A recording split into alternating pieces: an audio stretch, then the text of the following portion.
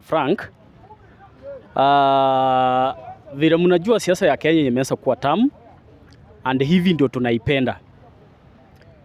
Hii siasa ya 2027 imekuwa kama ile siasa ya 2017 yenye tulikuwa tunaambia askari akitoka huko tunaambia kuja tunapatana katikati.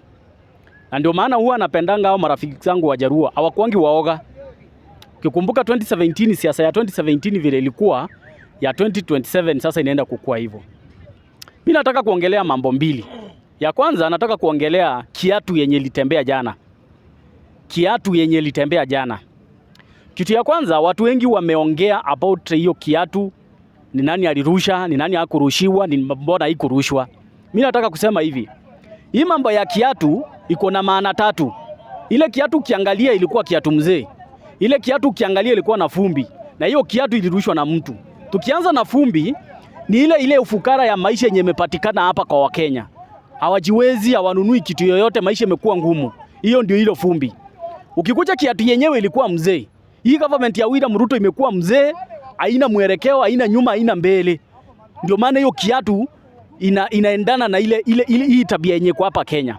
Mwenye alirusha ni mwananchi wa kawaida. Mwenye maisha imemfinya mpaka amefika mahali saizi anasema kama ni mbaya ni mbaya. Inafika mahali unapiga rais wa Kenya.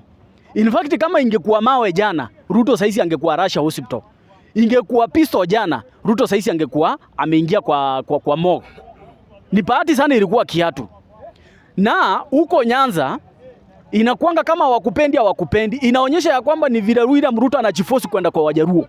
William Ruto anajiforce kuja kwa huko Nyanza. Ni kama uko na bibi wawili, mmoja ni side chick na mwingine ni bibi yako. Sasa huyu side chick ukienda huko ukikula yeye unamkula for free. Ameamua kukuambia ya kwamba hii mambo ya kukuja kunikula for free unarudi, minus kukuja na hata mkate ya asubuhi hatutaki. So yule jamaa mwenye alirusha kiatu jana alikuwa na haki yake, na kama wamemshika wamefanya vibaya. Yule jamaa alikuwa na haki. Wangemshika wamuuliza mbona ulirusha kiatu. Kama uko na umaskini William Ruto amtolee umaskini. Umaskini yote hapa Kenya ilianzishwa na William Ruto na imeletwa na William Ruto. Na yeye mwenyewe ndiye anayesamaliza hii umaskini yenye tuko nayo. So yule jamaa alikuwa na haki ya kurusha Ruto kiatu na asishikwe apelekwe mahali popote. Huyo ako na haki yake. Hii corruption yote ingekuwa serikali ingekuwa imemanage corruption yote, sasa hizi serikali ya Kenya ingekuwa ama wananchi wa Kenya wangekuwa naishi vizuri. So mimi naunga mkono yule jamaa mwenye alirusha Ruto kiatu, na ni bahati mbaya hakutumia kitu kingine, akatumia tu kiatu.